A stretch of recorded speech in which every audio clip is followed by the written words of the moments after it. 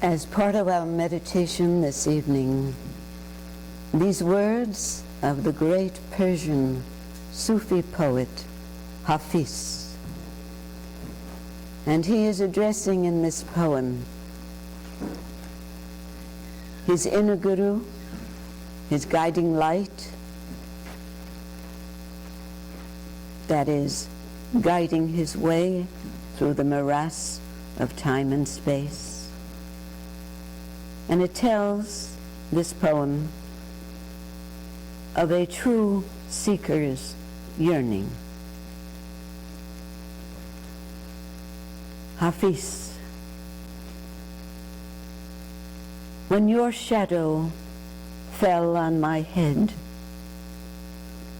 fortune and prosperity became my slaves. But since then, years have passed, and that old fortune has passed away. So now I'm asleep on your bed. Don't think that because my eyes are open, I'm awake. I'm only waiting and watching to see your face in my dreams. Let me tell you the truth. I've spent my life grieving for you. But even so, I have never spent one moment alone. Ask any physician, and he'll tell you there's no cure for my pain. For without the beloved, I'm sick, I'm heartbroken, and with him, I'm well. It's as simple as that. Even though he says, don't bring your load of troubles into this street, even though I will never leave the place in which the beloved dwells. So while others become slaves to ministers and the king, Hafiz is a slave only to the beloved. And this he tells to all.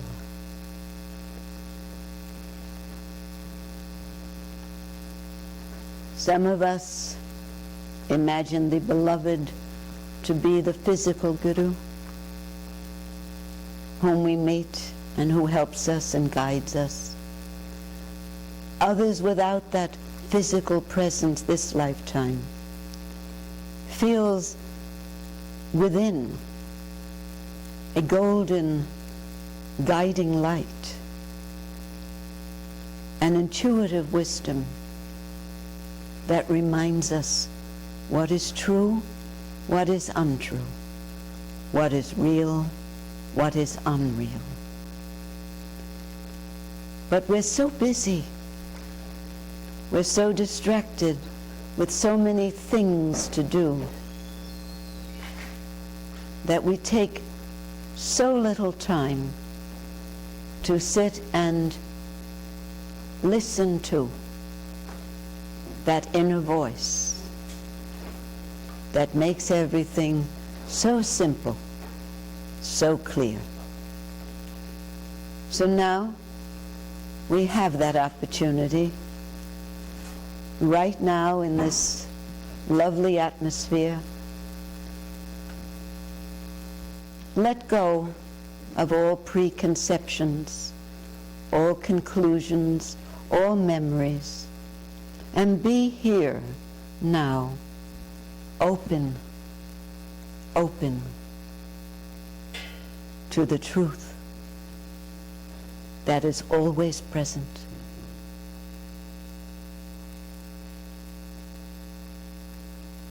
Watch and feel.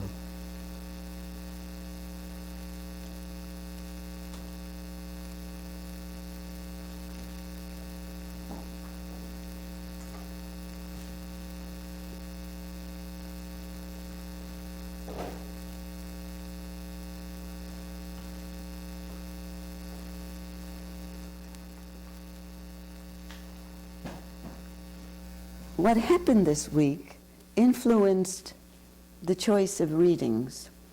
What happened is that I received an email from a very lovely young woman whom I apparently met twice. She's been to the ashram twice, or once to the city program, I think she said. She wrote that a dear friend of hers had passed away a few days ago, and she had called the ashram to ask if she could have a blessing over the ashes at the ashram. And she requested, not to the ashram, but she wrote in her email if I would help in blessing the ashes in the cosmic temple. Well, right away I had a problem because the ashes are fine. They don't need any further blessing. They're in lovely condition.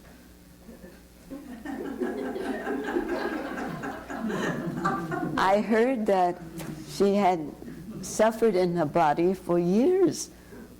It was a diseased body. But now the diseases are gone, and it's a lovely, fine ashes. She had them in a special bag, and I felt them. First time I ever felt the remains of someone, and it had kind of, a life of its own as I held, because it has a certain weight. But there wasn't any possibility that I was going to bless ashes. What we bless, as we did this evening in our meditation, is the continuing journey of the soul. The body, the ashes, It's important to bless those while they're in the physical form of a body. But once they've been cremated by fire, that's the greatest blessing there is, right? There's no place for diseases in ashes. So it was a special kind of ceremony we held in the Cosmic Temple, which was a surprise to the two people. The first cousin of the departed, was there, but it felt more that at some time she must have been the mother of this soul, because there was such a feeling that this woman couldn't speak any English or understand any English. The other person, who was the friend, was translating. So when I thought about what I could say that would take away that grief, although I wasn't doing anything for the body except honoring the body, a poem of Rumi's suddenly flashed before me. It's a famous one. And I brought this poem, which I'll read for you, because the other readings, including one from Gurji, are an extension of the wisdom expressed by Rumi regarding the birth and death process. I once read these words at a eulogy, and I heard from many comments afterwards that they had never looked at the birth and death cycle in that way, but it's the Vedantic view. This is the poem that I read in the Cosmic Temple that seemed to, according to their comments later, it seemed to instantly take away the grief.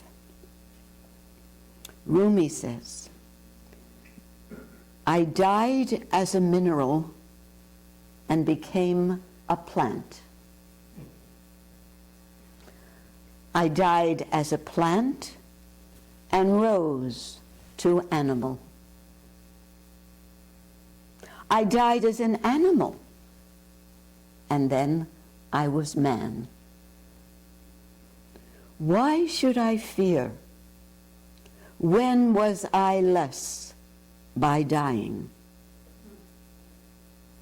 Yet Once more I shall die as man, to soar with angels blessed. But even from angelhood I must pass on. When I have sacrificed my angel soul, then I shall become what no mind ever conceived.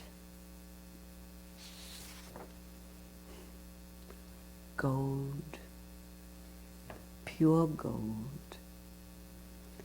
When I have sacrificed my angel soul, then I shall become what no mind ever conceived.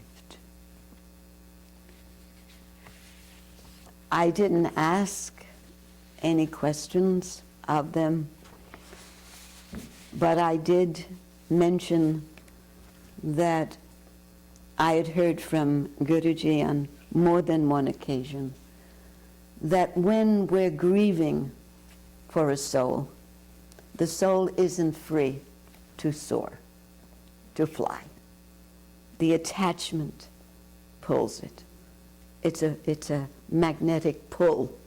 That's what brings them back to us, but hopefully not to the dark side, the ignorant side. And I mentioned that to them, that I believed that soul was present in the room because the remains of the body was there. We once asked Guruji, I remember, how is it that the soul hovers around the body for 3 days? Every body, the soul hovers in the vicinity of the body. And Guruji said, that's where it's used to being. That's its custom. Even now, he said, the soul is not in the body. It's flying around. But then it comes back to the body. That's where it takes incarnation. That's where the unmanifest is manifested through the body. I said, but he also said that in some cases, the attachments, the people who loved that human form and the essence of that person are not letting it go. And I said, this is an opportunity to release it right here. Because I think if you just are silent, you'll feel something of that presence. I said it because I was feeling something unusual. Unusual. And you'll marvel at what happened. I was feeling, you'll marvel at what came afterwards, I was feeling, as I sat there, we sat in silence for about 5 minutes following the reading of the poem and little service I did over the ashes, saying that the soul was hovering close by. But I was feeling something warm in my back, on my back, around my back. And the last time I felt that particular sensation, was when I was asked to go into the room where my father had so-called just passed away in the hospital. And I was young, I didn't know what I was going to find in there. I was only 20. And I went in and I looked at my father, so what was supposed to be my father, but it wasn't my father, because the soul had left. And it was just a stranger there, and it frightened me. I remember standing there, feeling a little terrified of that. It was the first dead body I'd ever been near. And at that very second when my fear was there, that warmth was behind me, and I could feel it as a presence. I didn't know enough to realize that was my father's soul. And what would my father do but embrace me? But I didn't know anything. I just came out smiling, which did not go over too well with some of my relatives. remembered very well. They haven't spoken to me since, some of those women. One said, "And you were his favorite."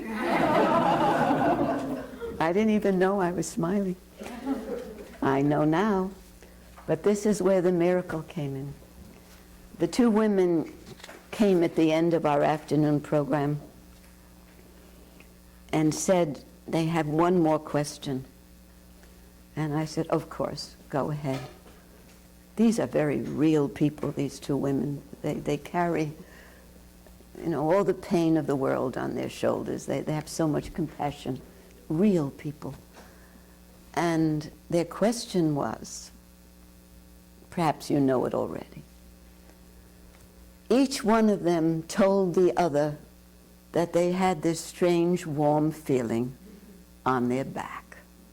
Each one said they were experiencing what I was experiencing.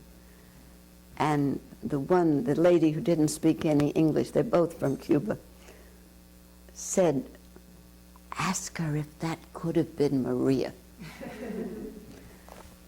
And I said, well, could be our imagination, but each of us had the same experience. And I don't know Maria in human form, but I said it felt very much like Maria. Because you can know someone by the attachment people have for that soul. So it felt like a loving presence, and by the way, a happy presence.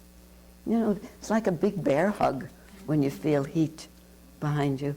Last time was in, more than 50 years ago. My arithmetic's not good. After meditation, but when my father died, many, many years ago. So that's what prompted these two readings to come into my hands. The first is from a recently published essay by the Baba Bhagavandas Trust entitled "The City of Brahman, an interpretation of the Chandogya Upanishad" by Sri Brahmananda Saraswati Guruji. And this is what fell into my hands. I always just reach into my collection of books and essays to see if maybe one comes magically that's perfect. And after receiving that email, Friday evening, last evening, I reached in and this came. The City of Brahman. This is an excerpt. This is a warning. Our Guruji was very sweet. He was always encouraging, always supportive. He was one of those really approachable gurus, but very much the father figure to many of us. The father of wisdom, the father of affection, the father with unconditional love that our human fathers couldn't always be. But he represented that, and to others, a smaller group, he was God incarnate, because he was mysterious. In addition to those human qualities, he was mysterious and magical. And he knew our past, our present, and our future. You'd come before him, and he would speak of things he could not have heard, but he knew. That's another story. Once in a while, he warned us, though. Once in a while, he kind of shook a gentle finger at us and began in this way. Those who depart from this life without having discovered their real self, their real true desires, and real and permanent work, karmas. For those who depart without that knowledge, for them there is no freedom in all the worlds. In any world they go, they cannot experience freedom. These people cannot visit different worlds, the starry lands or other luminous heavenly planes. because they have not developed within themselves the mental power that governs the universe and leads to different higher worlds. Odd, he speaks of mental powers, but not ordinary mental powers. Ordinary mental powers allow us to be accepted into Harvard and Princeton and Yale, where we still continue to be unhappy. Hasn't helped at all. In fact, sometimes many students will testify these universities, because they promised so much and really gave so little in the realm of peace and quiet, were a very great disappointment to them. They thought that once they realized their great desire of being accepted into the major universities in the land, then all their worries would be over. Everything would lead to nirvana. But it was just another shock to receive that education, knowledge, is not going to give you peace of mind. What will give us peace of mind is having the mental power that governs the universe, controls the universe, and leads to different worlds, higher worlds than the academic ones, than the materialistic ones. Now this is what Gurdjieff promises. First he warns that we have to wake up, pay attention, and then he tells us this. For those who discover their true self, who discover their real desires and permanent true work, they will attain freedom. For them, in all worlds, there is freedom, because they have realized the mental power that governs the cosmos and cosmic forces. They can go anywhere. They can visit any world, the sun, the moon, any other starry plane in the twinkling of an eye. There is no obstruction of nature in their way. I should add, this paper was written before our astronauts reached the moon. Gurdjieff was already going to the moon without a rocket ship. And that's what he was telling us about. He says, the free souls who have this mental power that governs the cosmos and cosmic forces, they can go anywhere. They can visit any world, the sun, the moon, or any other starry plane in the twinkling of an eye. There's no obstruction of nature in their way. These souls are free, and they can do anything and everything. Why? Because they are omnipotent, omnipresent, present everywhere, all-powerful, and omniscient. They have knowledge of all the worlds, the manifest worlds and the unmanifest worlds. Tracy's smiling at me because we know this. This is our old knowledge, but we forgot that we had a free ticket. We've got frequent flyer miles.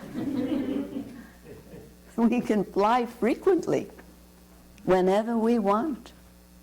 We don't even need a passport to go anywhere.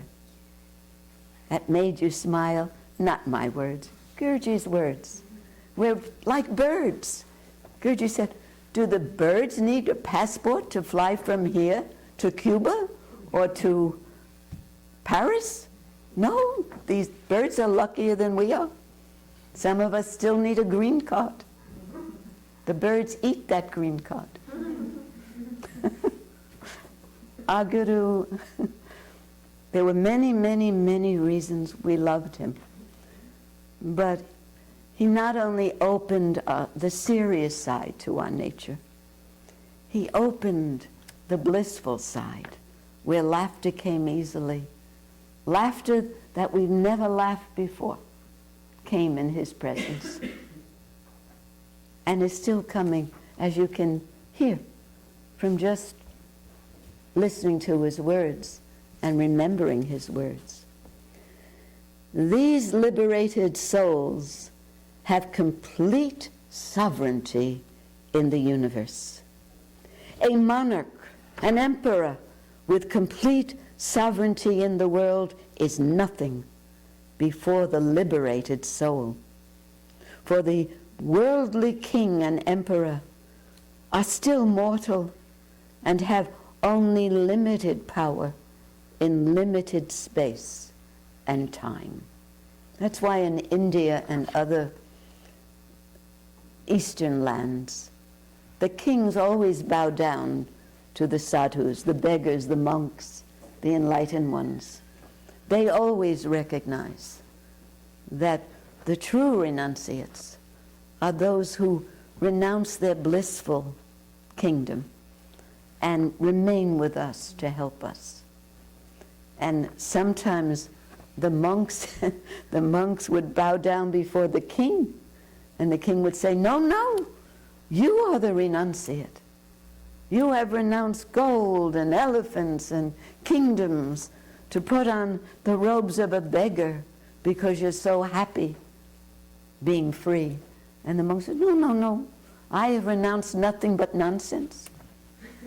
You are the real renunciate, because you have renounced bliss, your omniscience, your omnipotence, your omnipresence for a little elephant." A little elephant for jewelry. So I bow down to you because you have renounced what will bring you true bliss. These are stories I don't make up. They're stories that have been told to us by this guru and all the enlightened gurus. So I'll read it again. These liberated souls have complete sovereignty in the universe. A monarch with complete sovereignty in the world is nothing before the liberated soul. The liberated soul has everything. The worldly king is still mortal and has limited power in limited space and time.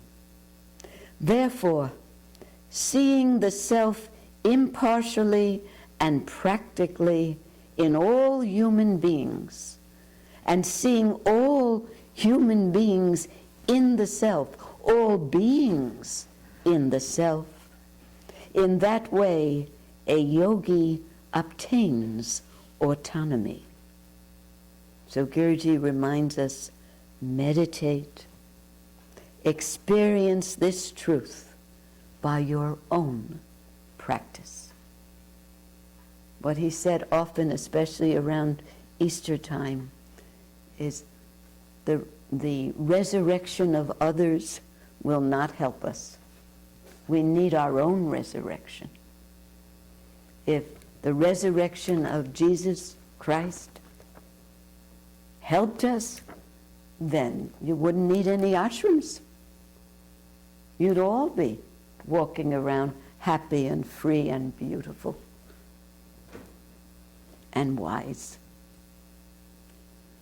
But we have to go on our own journey with all the ups and downs until transformation occurs and we return to our Krishna consciousness, our Christ consciousness, as Guruji said, our Moses consciousness, or Mohammedan consciousness, Mohammed consciousness.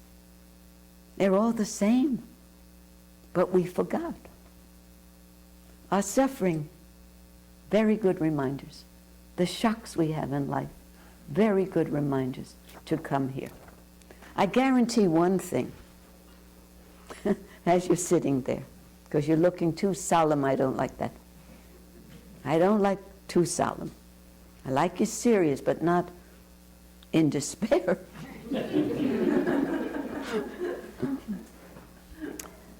If one of you on Friday had won the lottery somewhere. And the lottery, part of the lottery, was that you were to leave for Paris and London and Moscow, 20 cities, all free, 5-star hotels. You would not have canceled that trip to come here, would you? How many would have canceled that trip? You would have? Yes? Have you been to those places? I've not Moscow, but the other places. Oh, well, that doesn't count. You've been there. Been there, done that.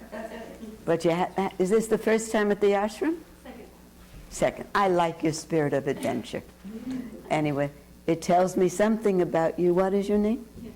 Kim. Old, old, old soul. And you have been to Moscow.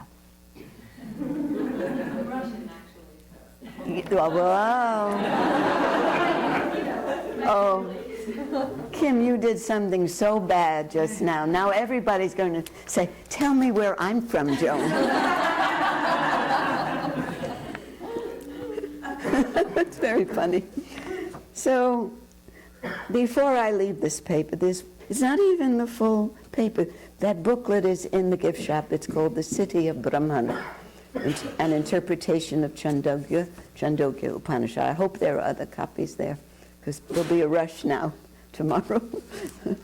But if not, you can order from the gift shop, and they'll be happy to send it to you. You can pick it up.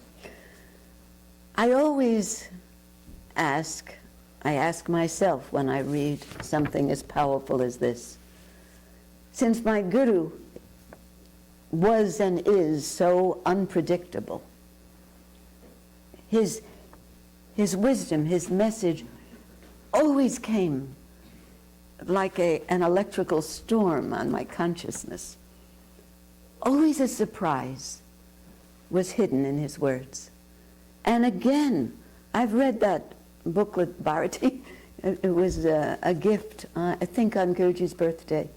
The Baba Bhagavanda's Trust gave it out as a present on the occasion of Guruji's birthday. I can't tell you how many times I've read it. I love it. But when I chose this excerpt, I found something that was a surprise in there that I hadn't picked up before. So I know for you, if there is for me, having read it 5 times, for some of you hearing it for the first time, there definitely had to be something unexpected there that you'd never thought of. It's like the 2 women said today, you know that Rumi poet? He presented something I never thought about. I never thought I began as a mineral. That's wonderful. That opens up new vistas for these women.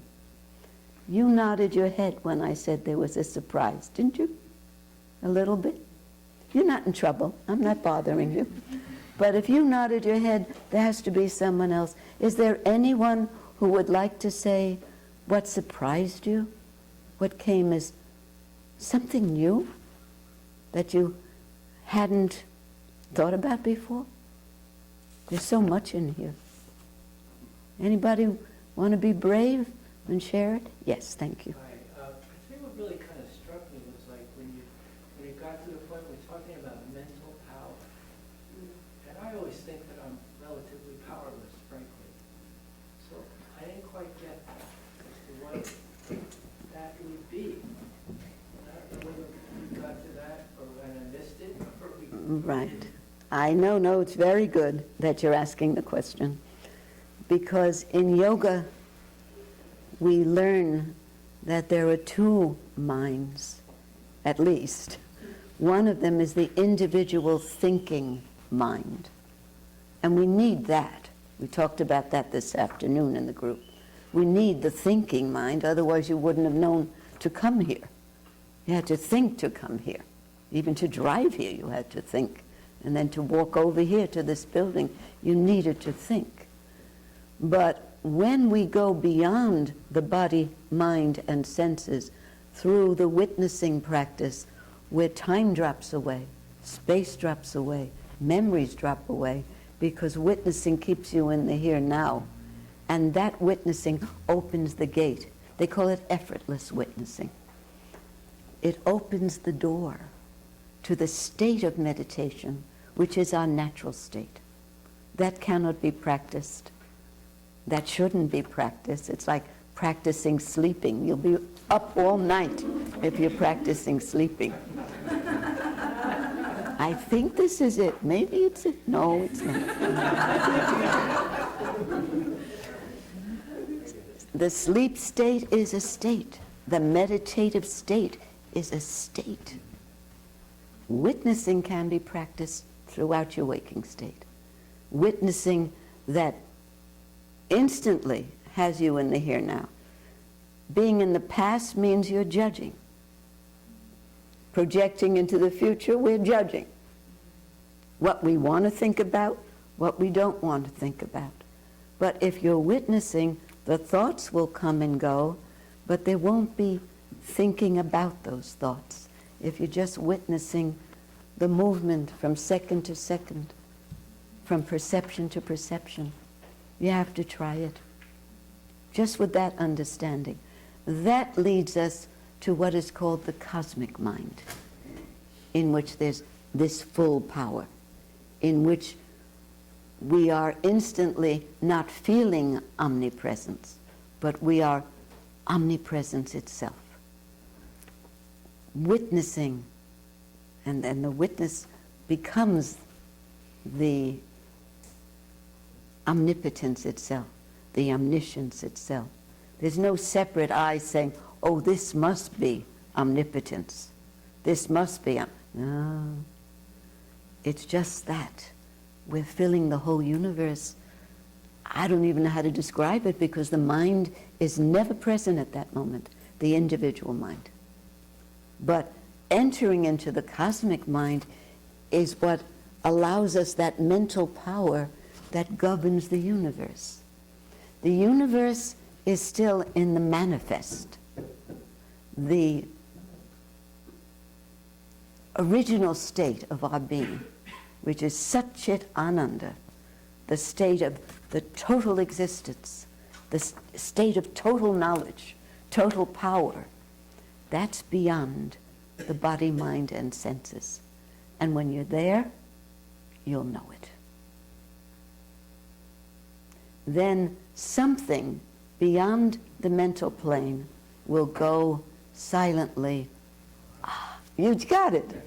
You know, before I said it, he said, ah, that's right. And you dissolve, we dissolve into that ah. That's why they say the final state is the state of ecstasy, not bliss. Ecstasy, not the drug. People say, do you mean? No. Ecstasy, for me, I don't know how it is with you, has no duration.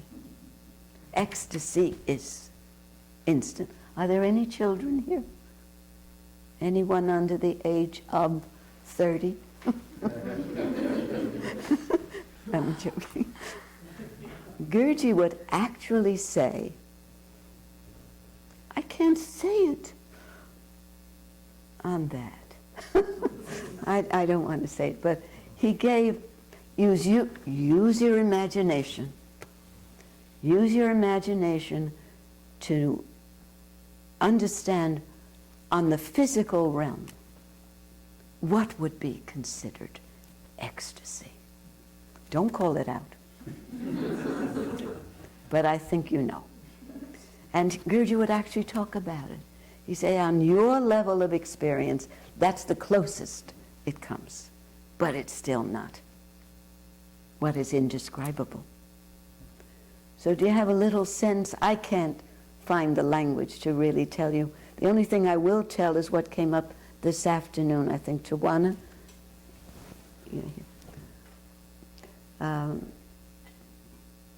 It came up Oh, no, it wasn't you. It was someone else asking, what do I do with a mind that's never quiet? It can't be quiet. It has responsible work. It's not allowed to be quiet, and yet I can't turn it off. And you're telling me to avoid thinking? And I said, no, no, no, no. We're told in Zen Buddhism that there are only two types of thinking. I gave it away. Right thinking and wrong thinking. What is right thinking? Necessary thinking. What is wrong thinking? Everything else. So take a deep breath. And now as you breathe out, release all the language, all the words. This will only be 60 seconds. So feel yourself letting go and opening up to this now. Feeling it, perceiving it, imbibing it.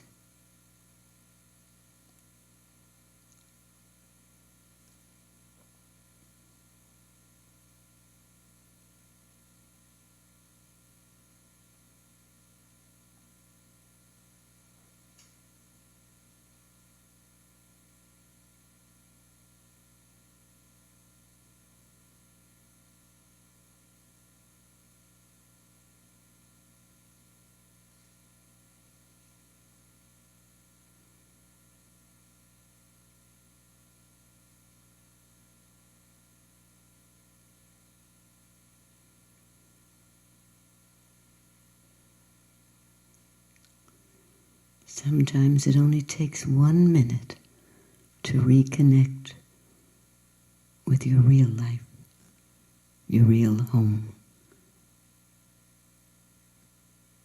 I am that I am. That is our home.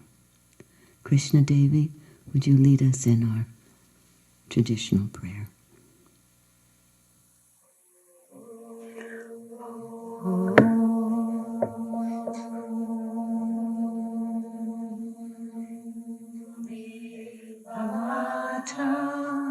Japita Tvameva Tvameva Bandhus Chasaka Tvameva Tvameva Vidya Dravinam Tvameva Tvameva Sarvam Mama Deva Deva Om Shanti Shanti Shanti